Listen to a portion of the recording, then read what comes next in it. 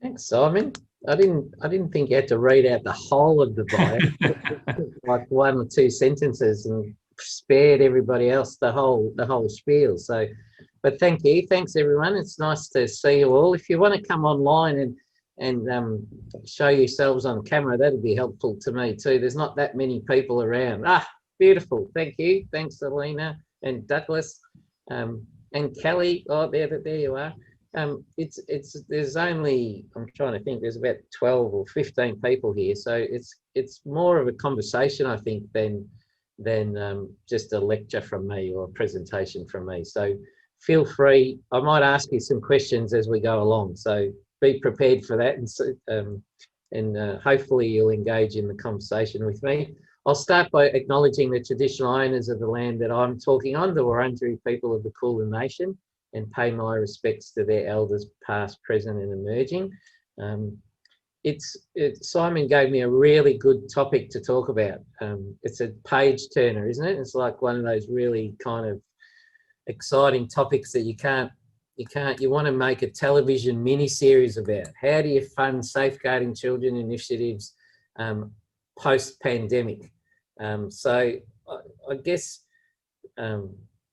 that's well, I know that's the topic we're going to be talking about, and I don't know that I have the answers to that, by the way. I think that there are things that we can do to promote funding, and to promote the idea of safeguarding children being something that the community and governments need to be committed to. But I'm not sure at the end of the day how it is that we're going to find funding post-pandemic, because I don't know your experience of it so far, but I've been worried for a little bit of time that as governments in particular have been spending so much on public health responses and on supporting families and individuals financially, and spending a lot of money, that eventually they're going to have to go into some kind of budget repair process. And what budget repair means to children's services and to initiatives in and around the protection of children is that historically they're pretty easy to cut, and they're pretty easy to find savings in from them. And we're starting to see that now. We're already starting to see that some of the initiatives that we've been running for quite some time aren't being supported any longer, and the reason behind that is that there's budgetary pressure on governments overall. So that's just one source of funding I know that can help safeguarding children initiatives, but it's a kind of a marker for the environment that we're going to be moving into over the next 12 months, 2 years, as we try to understand what the kind of funding envelope, or what's it going to mean for the level of priority that either organisations are going to be able to see in relation to safeguarding children, or actually develop into commitments of funding. So I've kind of got a 5-step plan. These are the sorts of things that I think about when I think about, well, what do we do around funding? So the first one is, for me, is understanding the impact of the pandemic on children, on the community, and then on funding bodies. So how is it that children were made more vulnerable during the pandemic? That's the first question that I want to sort of explore with all of you today. We did some research over the course of the last 12 months, especially when Melbourne was in its lockdown for 16 or 17 weeks late last year, or from the middle of last year. And what we found was that parents said that children were spending a lot more time in a virtual world, using computers and technology to connect with other kids, but that they were doing that in an unsupervised way, and that parents themselves were worried about children being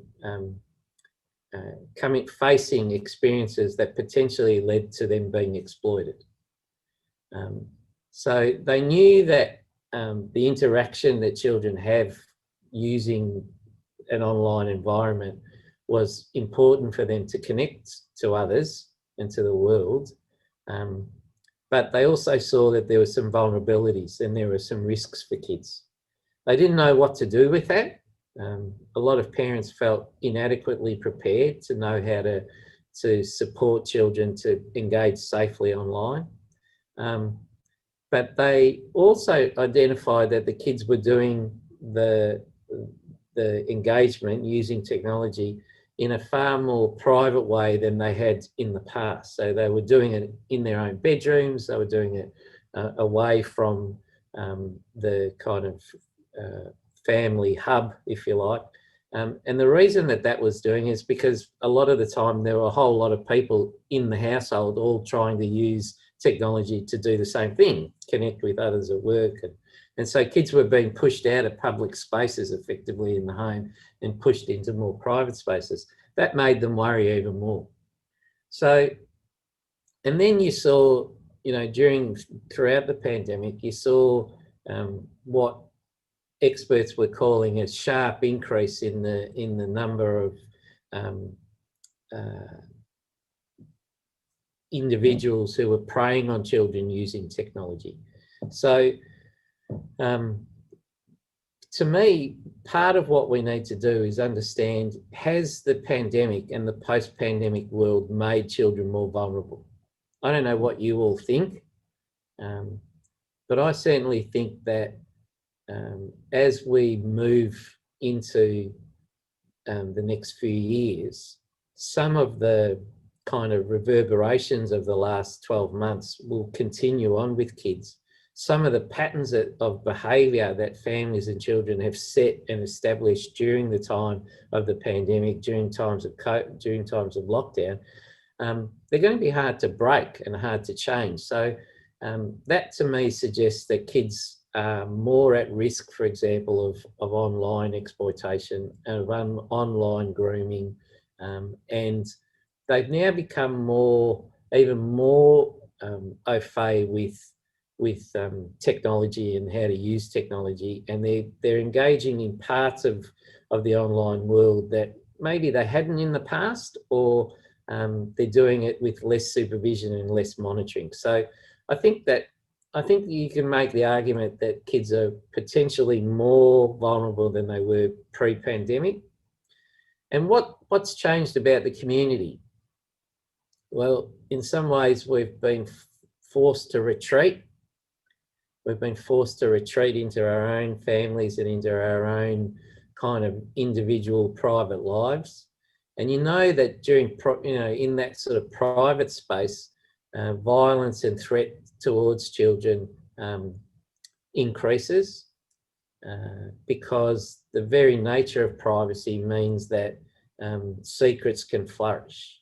So to me, that's one potential consequence of the pandemic that we need to appreciate. And what does it mean for organisations? Do parents and other adults have the same level of transparency, the same level of visibility into organisations in relation to their children?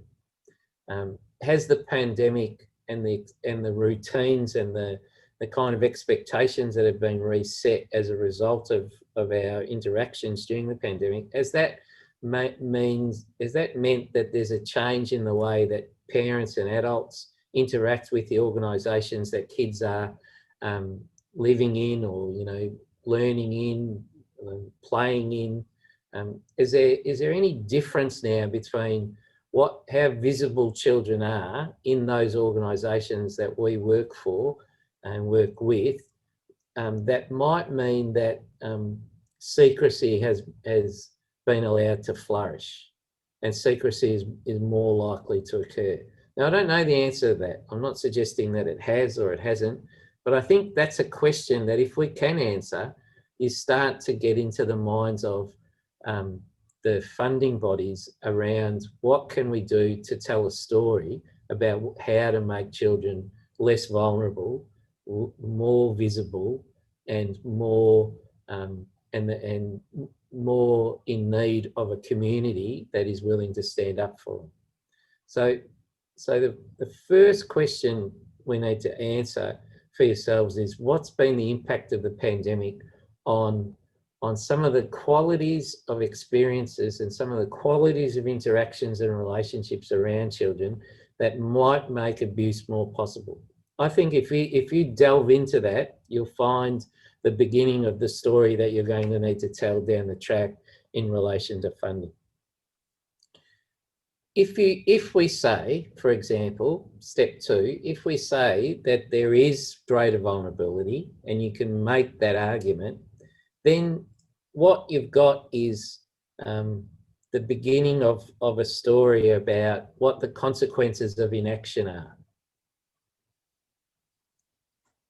If we don't do anything, what might happen?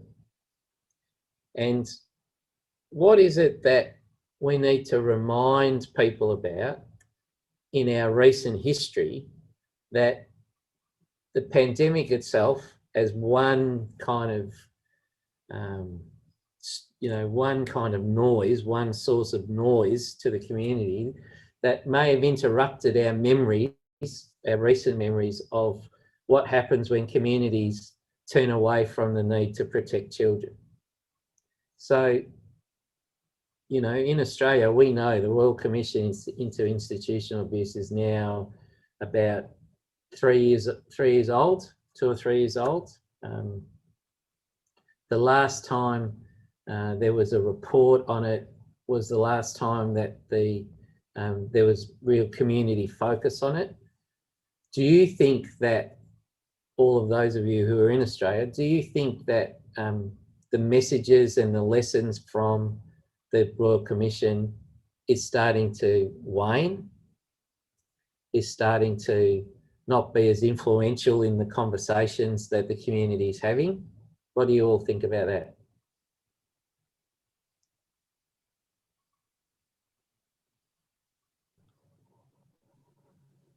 I personally think so, Joe. I think the, as you say, it's been 2 or 3 years, and I think there was a lot of emphasis placed on it, a lot of resources devoted to it within institutions, certainly within the church. My observations is it's off the radar now. There's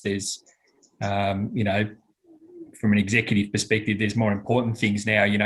Other Catholic institutions might be an aged care sector, for instance, and they may run aged care facilities, and that's a priority now, and other issues. But that's just my view. Yeah.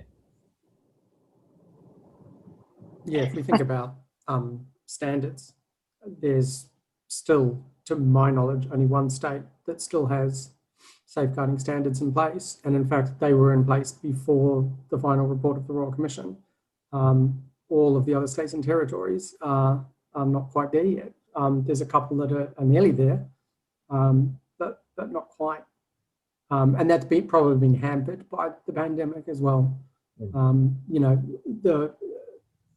We work with organisations that's youth serving organisations that work with children, and there was zero interest in engaging with us over the last year because they had other things to focus on. So I think that's been part of it, something to think about. I work in New South Wales, and we've got standards on the horizon now, and the ACSL, previously CPSL, have Catholic safeguarding standards in place and audit Catholic institutions. I think it's about leadership, and I work for the Archdiocese of Sydney. We keep safeguarding front and centre. It's one of the items on every agenda meeting to ensure that it's not lost. We have safeguarding improvement plans in place. We keep it very, very visible and take it really seriously. That's good, Karen. Yeah.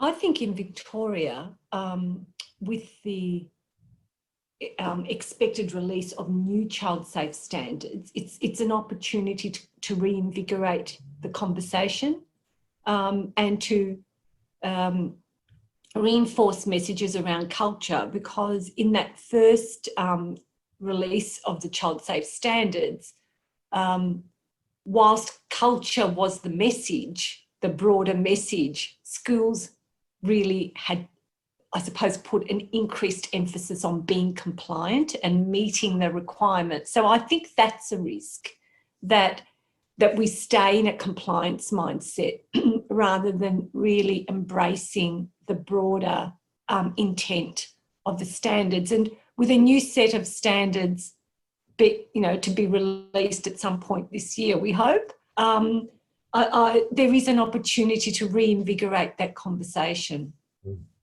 Yeah. Not to put you on the spot, Letitia, but is there anything like child safe standards in Singapore? There are social workers looking into it. There are, but if I focus more on the church, there is very little spoken about it.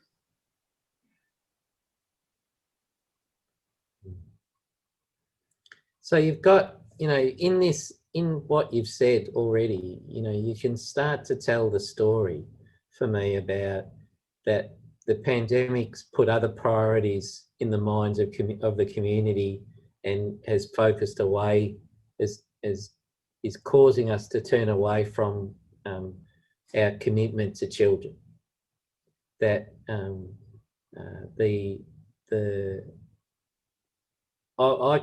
my sense is similar to Simon's. When I look across the country, and not picking out any kind of individual institution, but more as a trend, I see that there are organisations that are able to maintain their commitment to safeguarding children, but then there are other organisations that are whose focus is being taken away because there's a Disability Royal Commission, there's a pandemic, there's a Mental Health Royal Commission, there's an Aged Care Royal Commission, and all of those are requiring different responses. And especially when you stick into the Royal Commission type areas, you've got standards or you've got changes in expectations around the resourcing and behaviour of staff, the resourcing of organisations and what they're going to do in each of those areas. So I think that the Royal Commission into institutional abuse, the messages from that are being diluted across the country. I don't see the same level of commitment that was there when the Royal Commission came about. The spotlight's off and a whole lot of other things are getting in the way. And Alina, like you said, if there are opportunities to reinvigorate the conversation, that's an opportunity we all have to take, because the reinvigoration for me, what that means is putting the priority, influencing how much of a priority is given to this issue again. And I think that's overall the kind of strategy around trying to find funding, or trying to think about how is it that we resource these initiatives. Unless they're at the top of an agenda, they won't get the resources they deserve. That to me is a no-brainer. And so how do we push up an agenda item, an issue like safeguarding children? How do we push it up the list so that it gets more of a sense of priority and more of a sense of urgency about it? So to me, there are consequences of inaction as well as benefits of action. That's part of the story that we need to tell. And then we need to engage the communities around your particular organisations or around the church or in whatever way you want to, you think about how networks of influence work. But there's a fight here. And I think for me, there needs to be, in the storytelling that we create, an urgency that sometimes that can be best captured by the word like a fight or like a challenge, or, you know, rising to the challenge. And that fight is what will bring the community in with you to help them to support the issue moving up the agenda for those decision makers who've got their hands on the levers of funding. So, you know, what can we remind them about that they might have forgotten because of the pandemic and other issues getting in the way? What should they be most worried about? And that goes back to the impact of the pandemic, as well as what we know children are still vulnerable to and still at risk of. And what are you most worried about? What do you find in the work? What are the stories that you can raise up to really individualise the need? You know, is there a particular situation, a circumstance, an example, a child, a family where the inaction has caused harm to those kids, or the lack of attention to the issue has caused harm?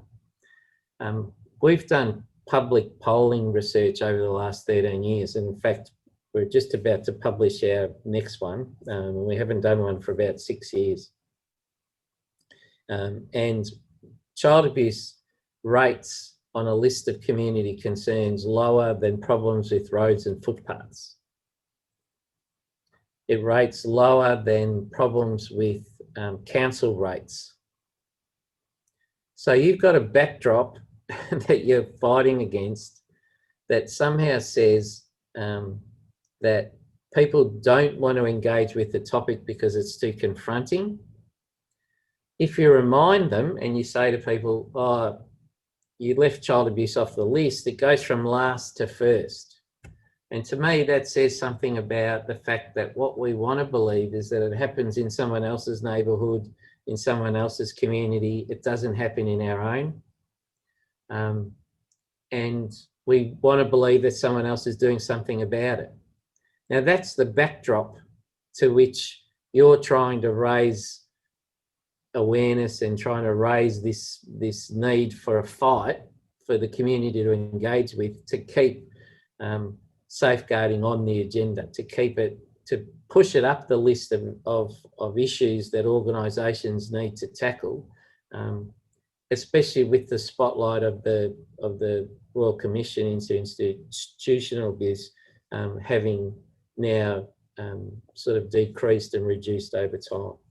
So there's a story to tell, and the last part of it is, for me, is how can we involve children and young people in the telling of that story?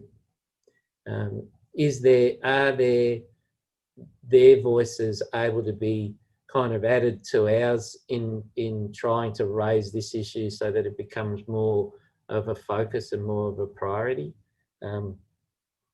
And ultimately, we need to know exactly what the cost is, and what will the investment get those organisations that you're supporting or that you're working with. If you don't do something about it, there's a cost. If you do something about it, there's a benefit.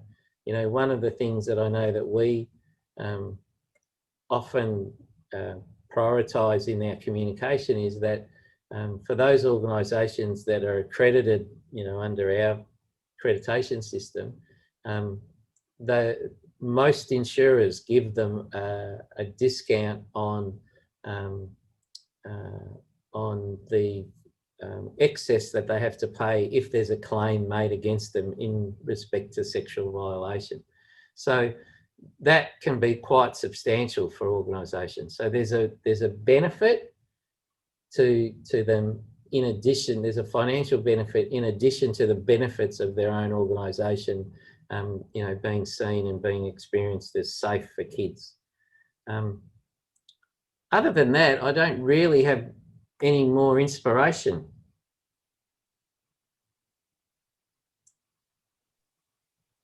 And if you've got any good ideas about how we can find some funding, you've got to let me know too.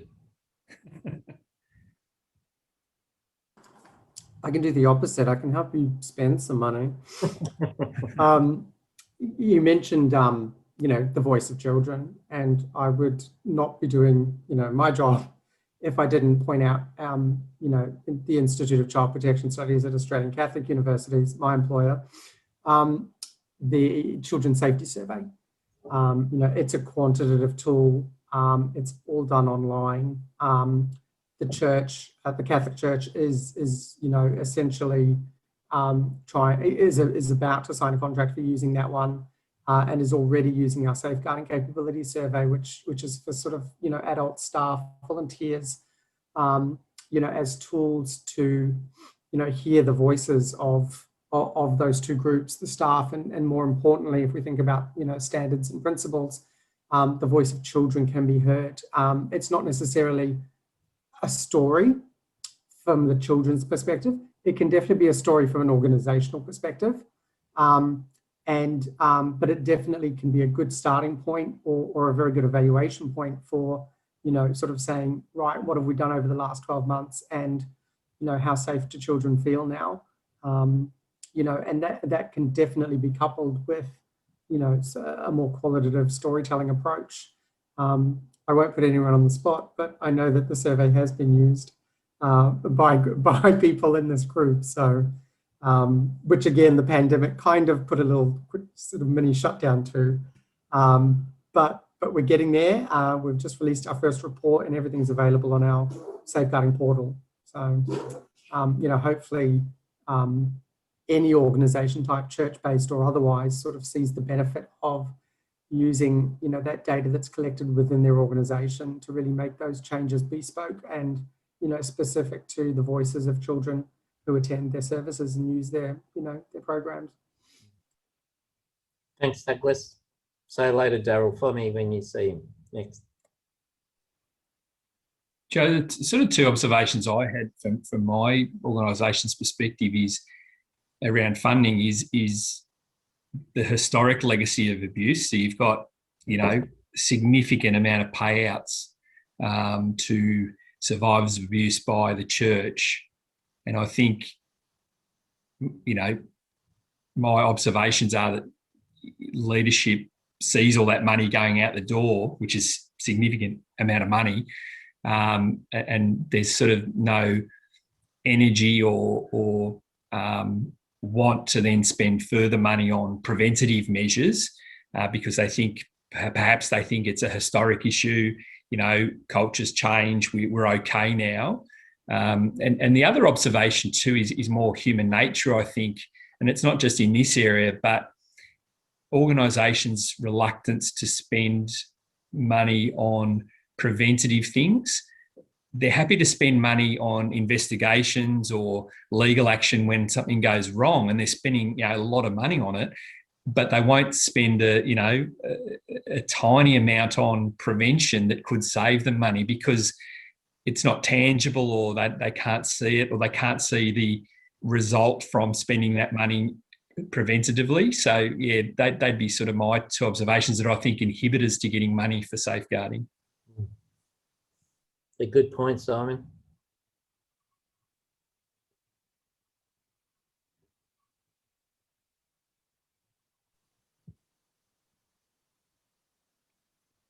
Did anyone else have any questions of Joe or any observations they'd like to make? I was interested to hear about accreditation because for Catholic entities, we're all looking at ACSL and needing to go through audit processes. And I wondered if you could speak more about accreditation and how that would meet the requirements of the Office of the Children's Guardian in terms of New South Wales or other statutory bodies in terms of standards. Well, in general, you know, I think accreditation is an external review.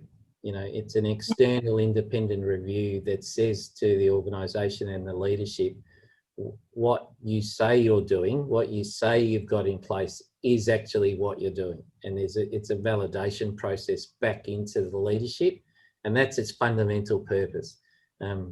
Its fundamental purpose for me is to say, organisations that only rely on themselves to decide how well they're going in relation to something like safeguarding children are kind of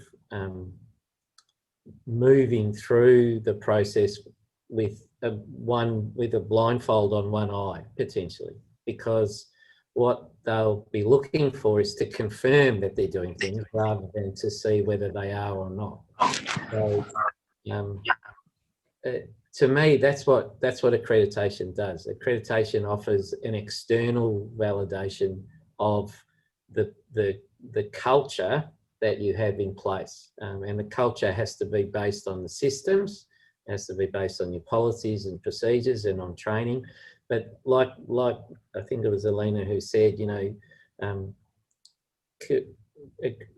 compliance was the first maybe orientation that many organisations had, because compliance got them to stage one. It's the cultural change that's required to be ongoing in a sustained way that an accreditation scheme will help you with, because compliance will just tell you in a snapshot way whether what you have in place meets the standards.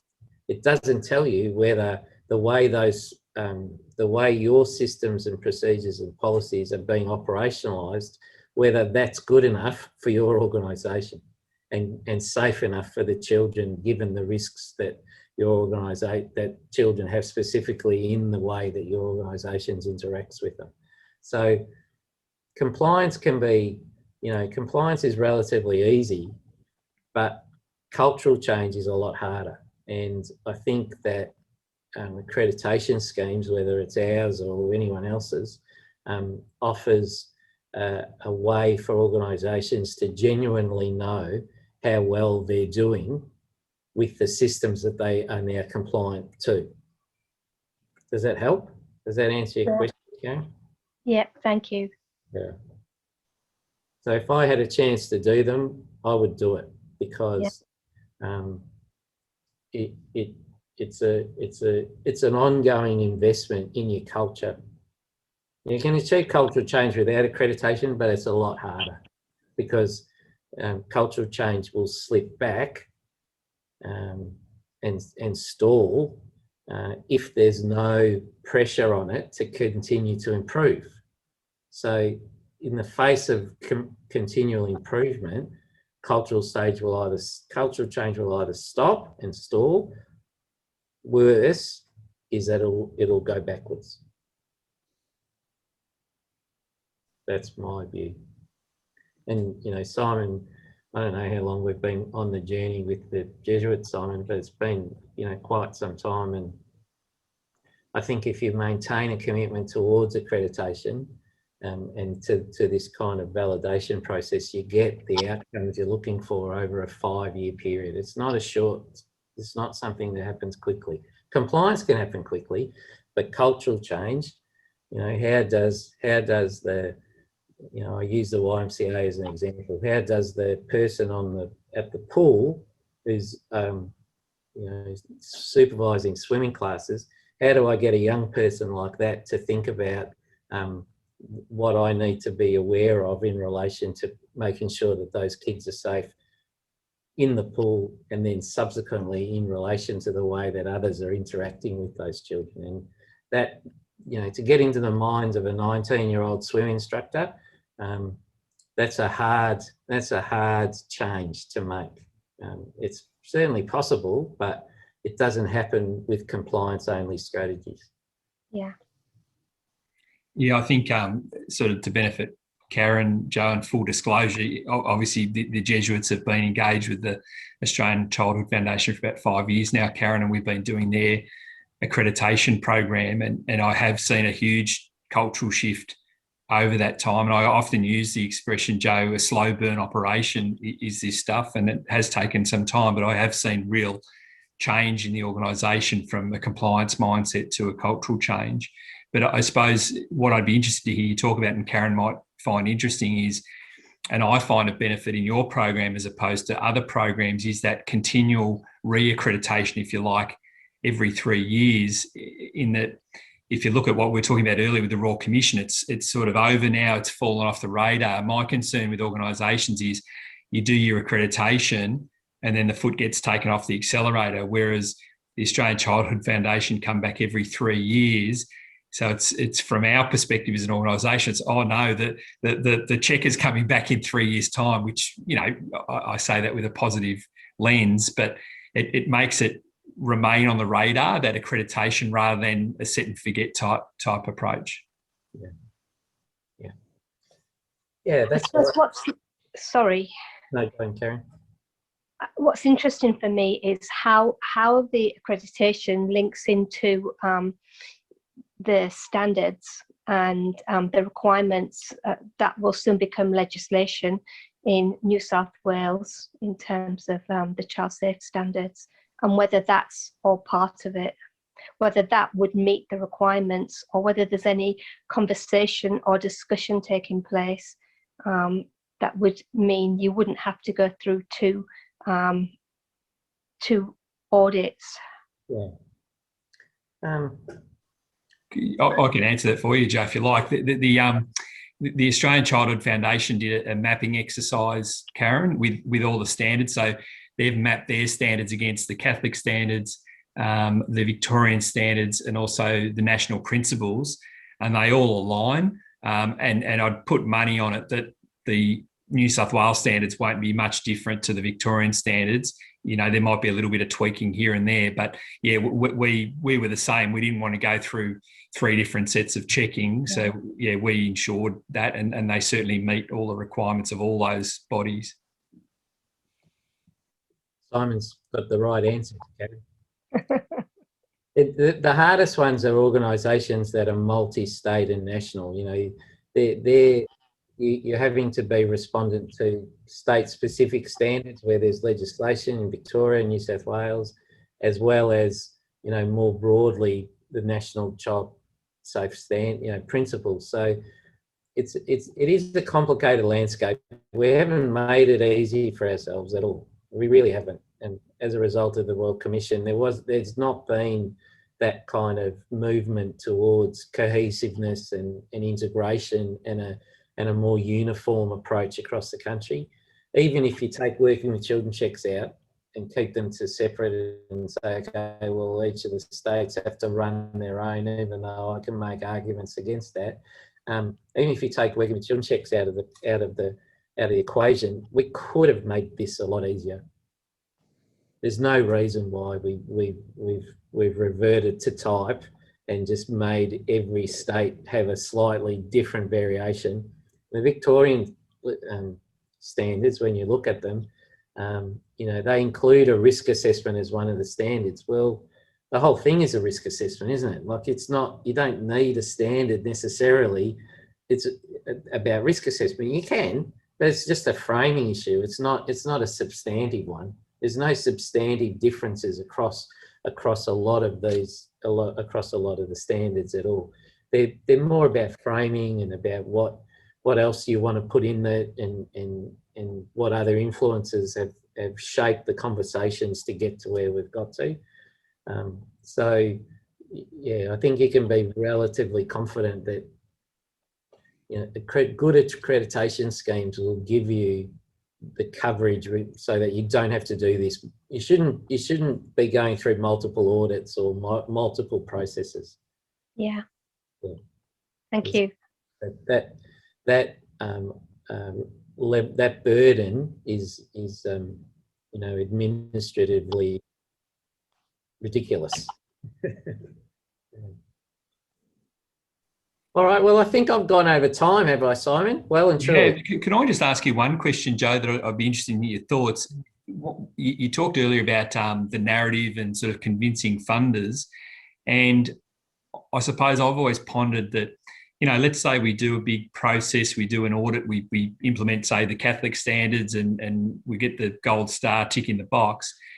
Have you ever seen any studies done, and Douglas might be able to contribute here, is have you ever seen any studies done to say, okay, this organisation's got the gold standard, but how do we know it's actually working? because as you well know, the Royal Commission found out it takes survivors something like 27 years to come forward. How do we know we're not going to be in the same position in 27 years' time that we were last week by doing these standards? Is there any tangible measurement to say, okay, we've done these standards, they're working?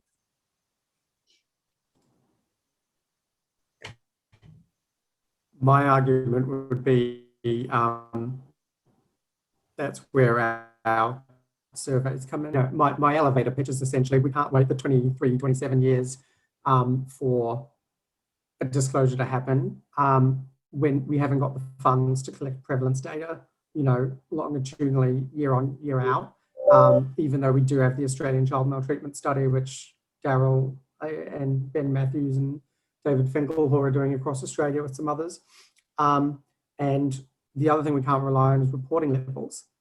So essentially, we do need some kind of data collection tool that allows us to compare organisations that are doing things versus organisations that maybe are doing different things. Obviously we can't kind of do a wonderfully randomised control trial where we go, these 10 schools are going to do stuff about safeguarding and these 10 aren't, and we're going to find out what happens in 12 months' time. But essentially the purpose of our surveys is to collect that kind of information, is to work out what is it that we can actually tangibly measure in the short term, i.e. 1 year, 3 years, 5 years, that allows us to understand whether what changes are happening are actually effective. We've just released our first report, which is available on the Safeguarding portal under our self-assessment tab, which will hopefully be renamed soon. And it's essentially going to be the baseline data, so hopefully annually now, depending on the amount of organisations we get signing up for the surveys, we'll be able to say sort of, across the organisations that are taking part, we're seeing trends of going up or staying the same, or maybe it's different for different aspects. So yeah, our hope is, I would certainly be welcome to any organisation that sort of says, oh, we've got some funding and we're going to do something. We would definitely put our hand up and say, do you want to use our survey tools to help evaluate the effectiveness of what you're doing? So you can see at an organisational level, where it's working and what gaps you might need to fill. But it also will help feed into data for publications and reports that kind of point out, in that sort of shorter term period of up to 5 years, we can actually see how we're doing as a nation. I just got an email from a colleague who I think was in one of the previous, webinars for this, but is overseas. We've had interest from Ireland. We've got colleagues in the US who are aware of the work we do. So we may hopefully in the next year or two sort of be able to go outside of Australia as well. And then we'll really be able to have some data available to sort of work out, is what we're doing in the short term actually working? Yeah, I agree with Douglas. I think that what's still missing in the field, Simon, is a theory of change that makes sense, so that you can then say, well, if we do these things, what can we expect that are interim measures as well as the longer term measures if you stick to it? And that's a hard call for organisations to make, to have a commitment now to data in 30 years' time, looking at it. But the interim measures, like what Douglas is saying around, experiences of safety and other kinds of markers, critical incidents can be another one. Like there's multiple levels of data that you can collect, both proactively and reactively, that can tell you whether some of the things you're putting in place are making a difference. But the research isn't there yet, I don't think. I don't think we've got the data to be able to say, we can convince you that these strategies here will have a direct impact over there. Or what we've got, I think, is a sense that if you don't do them, we're going to go backwards. I think you can make that argument quite well. But that's about it. We're on the cusp of finishing a framework that, and I'm no expert on theory of change, but my understanding, limited understanding, is that we could essentially develop a theory of change based on this, and we're calling it conditions of safety. So essentially, there are a number of conditions of safety, and if you're, putting in processes to implement those conditions and evaluating it and tracking that evaluation over time, so that you're getting that cultural change, then we're hoping that we'll be able to safely say, yep, conditions of safety are improving, children are safer. So yeah, we'll definitely share that with the group, and as publicly as possible, if and when I ever get to finish that work with Daryl.